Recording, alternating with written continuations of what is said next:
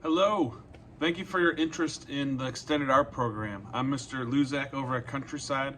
One of the most important steps in submitting your profile is making a good documentation of all the art you made for the portfolio. Whether you are submitting something that's a drawing, a painting, something that's 3D like a sculpture or something ceramic, you want to make sure you're photographing it nicely so that you don't detract from all the hard work that you did creating the artwork. So I'm going to show you some tips for photographing your art.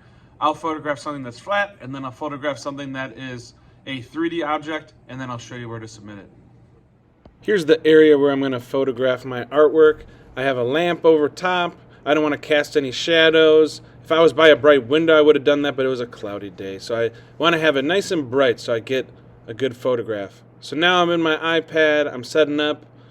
I don't want to have any distracting backgrounds. I want it to make sure it looks straight, so I'm adjusting it. Now I'm going to snap my photo, and now I'm going to edit it because I don't want to have this table or the chair in there or the little background. So I'm going to go to the crop tool, and I'm going to just cut out anything. And it's okay if there's some of the table, but you could get really close to just showing just what you were making for your art project. So I'm closing in, and I could even rotate it. I'm going to turn this a little bit to cut off that little edge on the side that is the table. I'm going to adjust it. There we go. Now this would be ready to submit to the portfolio. Now if I'm taking a photo of a 3D object, it might be a little different because it's not flat on a table. I'm going to clear out any of the bright colored books that are on my little whiteboard sill. And now I'm going to take some photos of multiple angles because you could actually submit more than one photo. You might want to show off what's going on all different sides of something that's 3D. So I took 3 photos, and then the same rule applies. I'm going to crop out because I don't really need to have the whole entire table or the whole entire whiteboard. So I'm trimming that. And then I would just go through and edit them to the way I want them to be viewed. And the less distractions, the better it is for the person who's looking at your portfolio. So that's why I moved the books, and that's why I'm editing. So it's just my sculpture, my little 3D ceramic head.